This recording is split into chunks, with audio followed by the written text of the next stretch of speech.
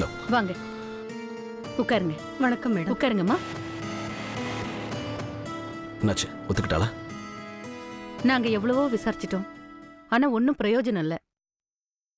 தயவு செஞ்சு அவளை நல்லவன் நினைக்காதீங்க. அவ நல்லவ மாதிரி டிராமா பண்ணி உங்களையே ஏமாத்திருவா.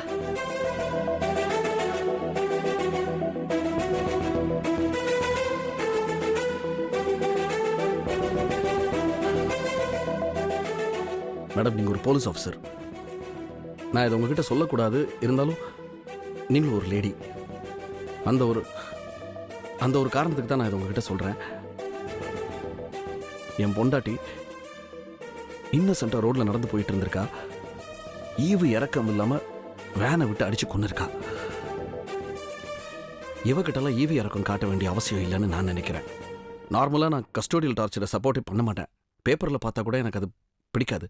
ஆனா இவ்வளவு மாதிரி ஆளுங்களுக்கெல்லாம் அது தப்பு இல்லை.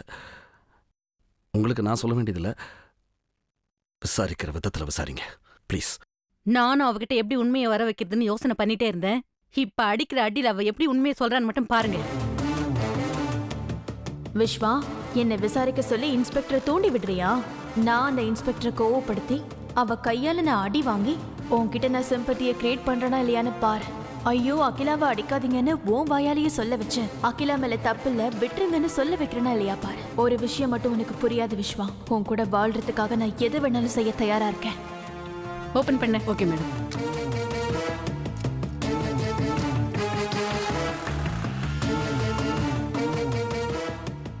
ஒரு பொம்பளை புள்ளியாச்சேன்னு நான் பாக்குறேன். இல்லன்னா இங்கேயே அடிச்சு லாடம் கட்டிடுவேன். நீயா செஞ்ச குற்றத்தை ஒத்துக்க. இவ என்ன வந்ததுல இருந்து பேசிக்கிட்டே இருக்கா? இவ என்ன அடிக்கணும், விஸ்வாவுக்கு என் மேல பரிதாபம் வரணும் அப்படின்னு நாம நினைச்சோம். இவ பேசிக்கிட்டே இருக்காளே. சரி, இவ கோவத்தை நாம தூண்ட வேண்டியதுதான். சொல்லுமா, செத்து போனது உன்ன மாதிரி ஒரு பொண்ணு தானே? ஒழுங்கா உண்மையை ஒத்துக்க. ஏய், நீ என்ன பெரிய எத்தனை தடவை சொல்றது? சும்மா அதையே கேட்டுட்டு இருக்க. நான் தான் தப்பு செய்யலன்னு சொல்றேன்ல. பாரு, நீ உண்மையை ஒத்துக்கிட்டா உனக்கு தண்டனை குறையும். இல்லனா என்ன பண்ணுவ?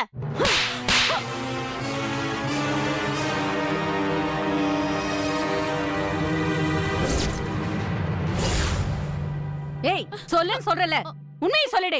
சொல்லிடி. ஏய், என்ன தைரியம் இருந்தா மேடம் மேல கை வைப்ப? என்ன சொல்லி விடுறியா? உண்மையை சொல்ல போறியா இல்லையா?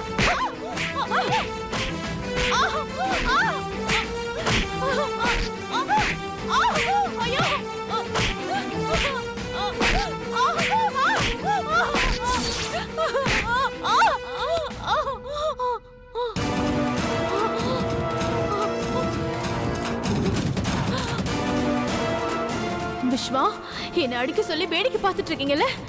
நான் செந்துற ஒவ்வொரு துளி ரத்தமும் உங்க கண்ணுல இருந்து வரணும். உங்க மனசு அப்படியே நொறுங்கணும். நீங்களே உங்க கையால கேஸ வாபஸ் வாங்கணும். அதுக்காக தான் நான் எவ்வளவு பெரிய டிராமா பண்ணிட்டு இருக்கேன்.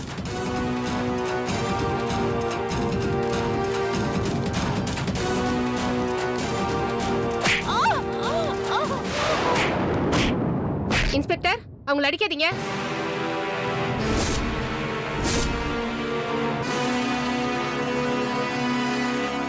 மேடம், அவங்கள அடிக்காதீங்க. அந்த அம்மா மேல எந்த தப்பும் இல்ல. மேடம், இவர் என்னோட கிளையண்ட். குடிபோதையில தெரியாம வேன் ஏத்தி ஆக்சிடென்ட் பண்ணிட்டாரு. போதை தெரிஞ்சதுக்கு அப்புறம் தான் இவருக்கு உண்மையே தெரிஞ்சது. ஆக்சிடென்ட் பண்ணதுக்கு சரணடையணும்னு சொன்னாரு. தனியா வர பயந்துகிட்டு என்கிட்ட வந்தாரு. நான் இவரை இங்க கூட்டிட்டு வந்தேன். இந்தாங்க இவரோட டிரைவிங் லைசென்ஸ், ஆர்சி புக். ஐயோ, நீ குடி போறல வண்டி ஓட்டுறது ஏன் முன்னாடி தான் கரெக்ட்டா?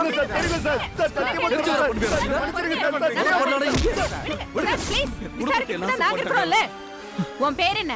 ஏகாம்பரம் மேடம். ஆக்சிடென்ட் எந்த ஏரியாவில் நடந்தது? கோயம்பேடு பக்கத்துல சிவன் கோயில் கிட்ட. குடிச்சிட்டு வண்டி ஓட்டுனியா? ஆமா மேடம். அதெல்லாம் சரி, ஆக்சிடென்ட் ஆன உடனே வண்டியை நிறுத்திட்டு நீயே ஓடுன? எங்க அடிக்க போறாங்களோன்னு பயந்து ஓடிட்டேன் madam. So drunk and drive, இதுல ஆக்சிடென்ட் வேற.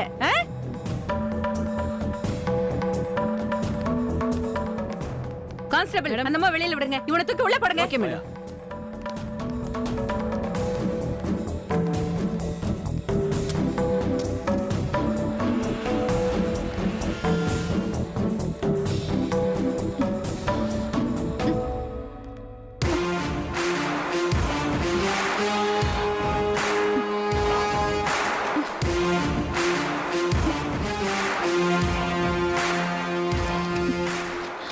இதுல ஒரு கையெழுத்து போடுமா.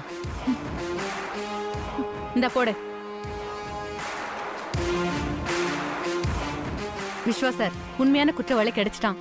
அவனுக்கு எப்படி தண்டனை வாங்கி தரணும்னு நாங்க பாத்துக்கிறோம். நீங்க போலாம்.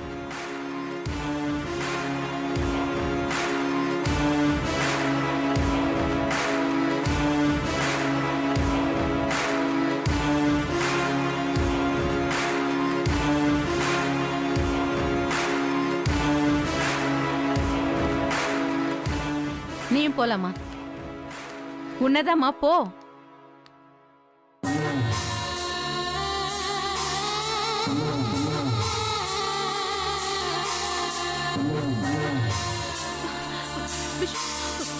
விஸ்வா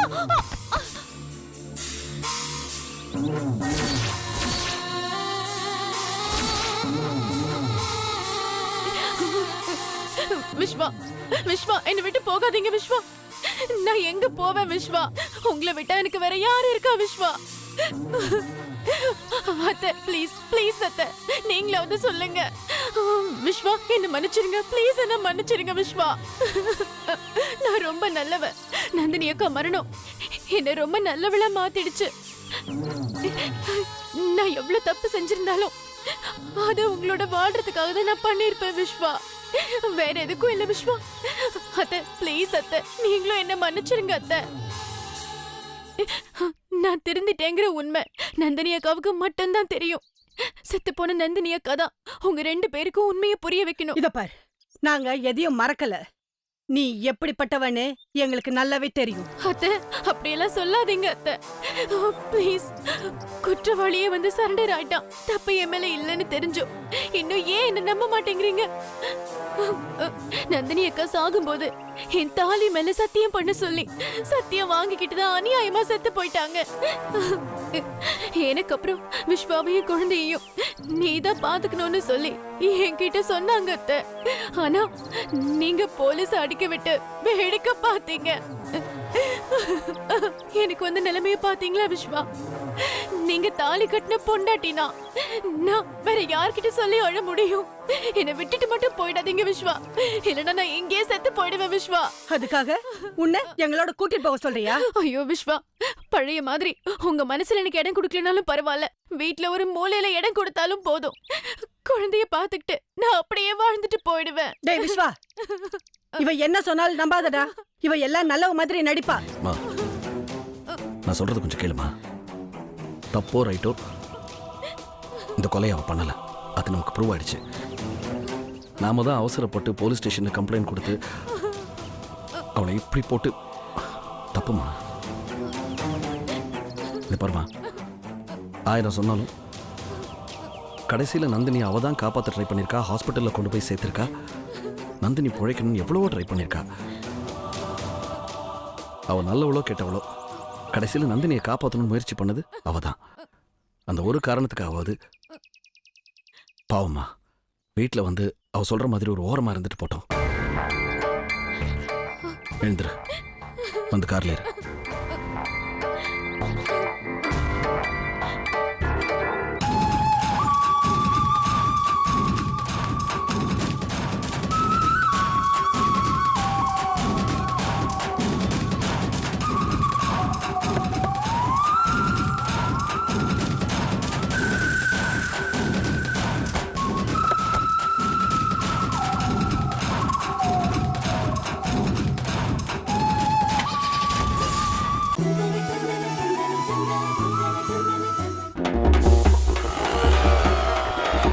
செல்லாம் வீட்டுக்கு வந்துட்டேம்மா.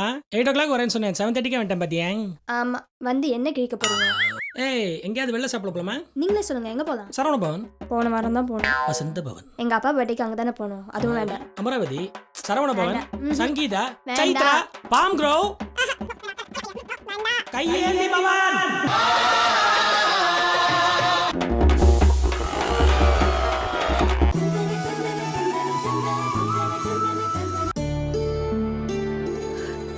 சம்மந்தி அம்மா, சம்மந்தி அம்மா. வாங்க சம்பந்தியம்மா, உட்காருங்க வாங்க. நானே உங்களை பார்த்து பேசணும்னு நினச்சிக்கிட்டு இருந்தேன், நீங்களே வந்துட்டீங்க.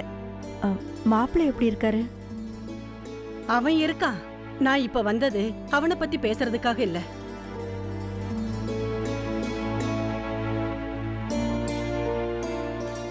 அகிலாவை பத்தி பேச வந்திருக்கேன். சொல்லுங்க சம்பந்தியம்மா. நான் சொல்றத நீங்க எல்லாரும் கவனமா கேட்டுக்கோங்க. சொல்றதுக்கே அவமானமா இருக்கு. நந்தினிய அகிலா தான் ஆளை வச்சு ஆக்சிடென்ட் பண்ண வச்சிருக்கா. என்ன சொல்றீங்க? ஆமா, அகிலா தான் திட்டம் போட்டு ஆக்சிடென்ட் பண்ணி நந்தினிய சாகடிச்சிட்டா.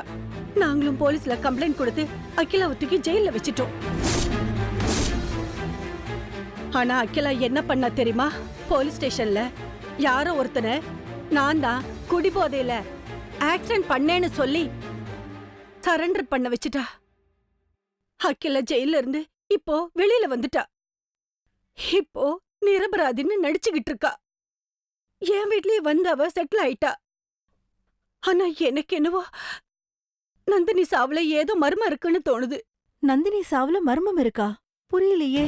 பிரதோஷத்தன்னைக்கு விஸ்வாவுக்கு ஒரு வேண்டுதல் பண்ணணும்னு நந்தினி சீக்கிரமாவே கிளம்பி போயிட்டா. அப்ப அவ கட்டியிருந்த புடவையோட கலர் கத்திரிப்பூ கலர். ஆனா ஆஸ்பத்திரியில நந்தினிய பார்க்கும்போது அவ கட்டியிருந்த புடவையோட கலர் மஞ்சள். இப்போ அதெல்லாம் வச்சுதான் எனக்கு சந்தேகமாவே இருக்கு.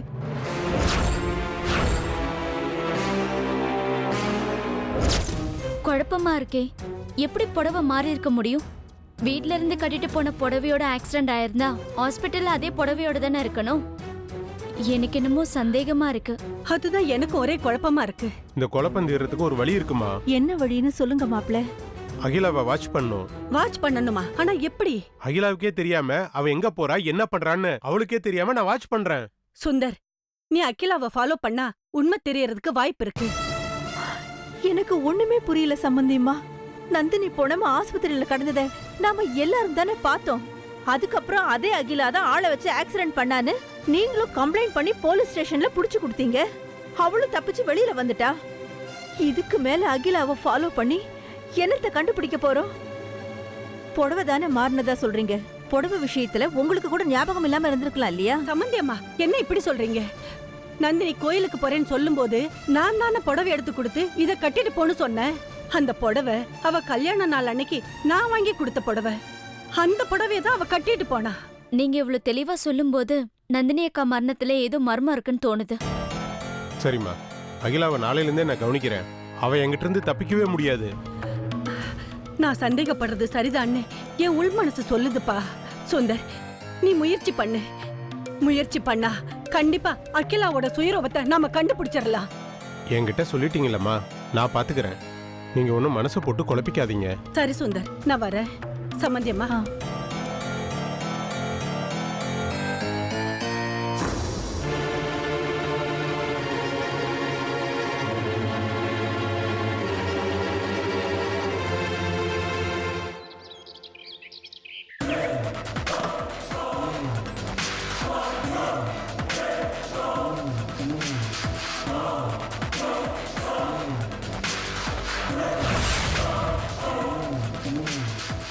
நந்தினி,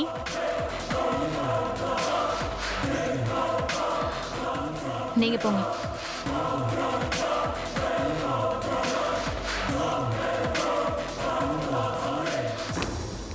எப்படி இருக்க? என் ஆளுங்களா உன்னை நல்லா கவனிச்சுக்கிறாங்களா? 3 வேளை சாப்பாடெல்லாம் ஒழுங்கா கொடுக்குறாங்கல்ல? டிவி, நியூஸ் பேப்பர் எல்லாம் கம்ஃபர்டபுள் தானே? உனக்கு எந்த விதமான குறையும் வரக்கூடாதுன்னு என் ஆளுங்கள்ட்ட நான் சொல்லியிருக்கேன். என்னாச்சு? எதுவுமே பேச மாட்டேங்கிற? நல்லா இருக்கல? ஹேய், என்ன உள்ள அடைச்சு வச்சுட்டு நல்லா இருக்கேன்னு கேக்குறியா? உனக்கு தில் இருந்தா என்னை வெளியே விட்டு பாருடி. அக்கா, தில்லு கெத்தெல்லாம் எனக்கும் இருக்கு. சரியான வேளை வரும்போது கண்டிப்பா நான் உன்னை வெளியில விடுறேன். அப்ப நீ இந்த சவாலெல்லாம் விடு. இப்ப சாப்பிடு.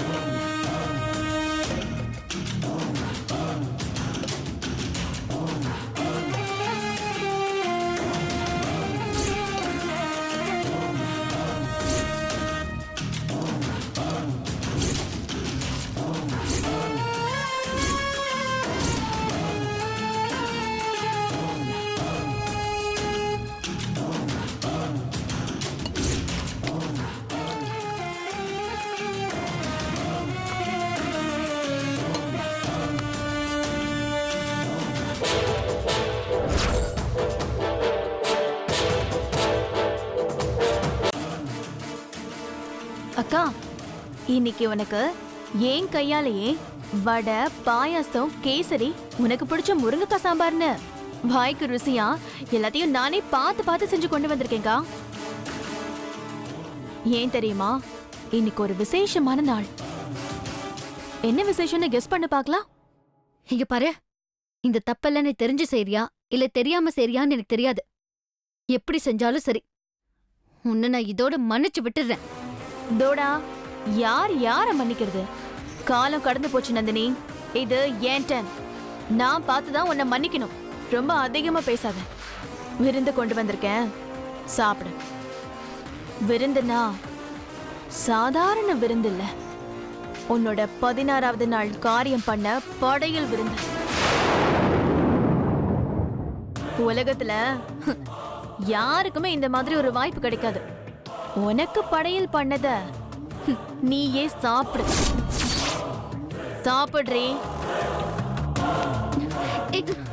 விடு. ஏய், உன் மாமியார் இருக்கிற தைரியத்துல, உன் புருஷன் இருக்கிற தைரியத்துல, உன் தங்கச்சி இருக்கிற தைரியத்துல, உன் மச்சன இருக்கிற தைரியத்துல என்னை எத்தனை தடவை அடிச்சிருப்ப.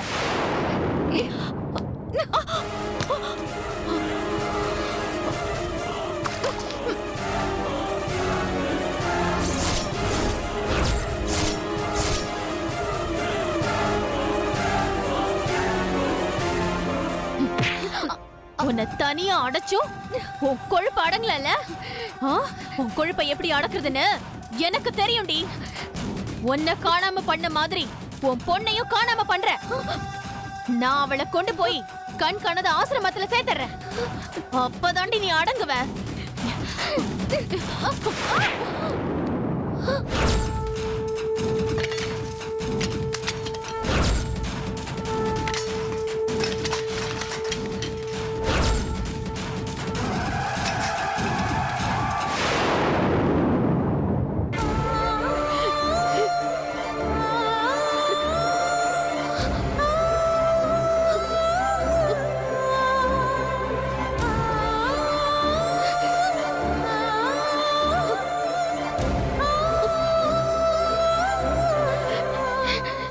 கண்ணுமா,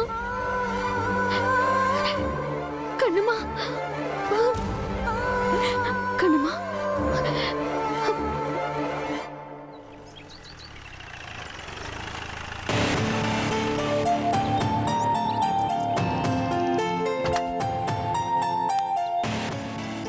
அம்சம் இல்லையே, வருண் தம்பி வர மாதிரி இருக்கு. ஆமாங்க, அவரே தான். நம்ம தான் ஏற்கனவே அவங்க அம்மாவை கூட்டிட்டு வாங்கன்னு சொல்லியிருந்தோம்ல, அவர் மட்டும் தனியா வந்திருக்காரு. வாங்கம்மா.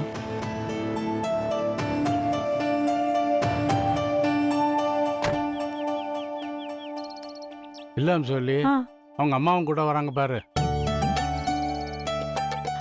அப்போ அவங்க அம்மாவோட சம்மதத்தோட தான் கூட்டிட்டு வந்திருக்காரோ? தெரியலையே. வாங்கம்மா. கதவு தர. வாங்க வாங்க, உள்ள வாங்க. வாங்கம்மா. வாங்க. முதல்ல நீங்க 2 பேரும் என்ன மன்னிக்கணும். அன்னைக்கு எங்க வீட்டுக்கு வந்தப்ப நான் உங்க 2 பேரையுமே எடுத்தறிஞ்சு பேசிருக்க கூடாது. ஐயோ பரவாயில்லங்க, அப்படிலாம் எதுவும் இல்ல. நாங்க எதுவுமே தப்பா எடுத்துக்கல. வாங்க, உள்ள வாங்க. வாங்க, வந்து உட்காருங்க. வாங்க மாப்பிள்ள, உட்காருங்க. வாங்க வாங்க வாங்க. இவர் சுந்தர், என் வீட்டு பெரிய மாப்பிள்ள. வணக்கம். இவ பெரிய பொண்ணு மாலத்தி, இவ இளையவ ரேவதி. வணக்கங்க. பரவாயில்லைங்க, இந்த சின்ன வீட்ல இத்தனை பேரும் ஒத்துமையா இருக்கீங்களே, அத பாக்கும்போது எவ்வளவு சந்தோஷமா இருக்கு தெரியுமா?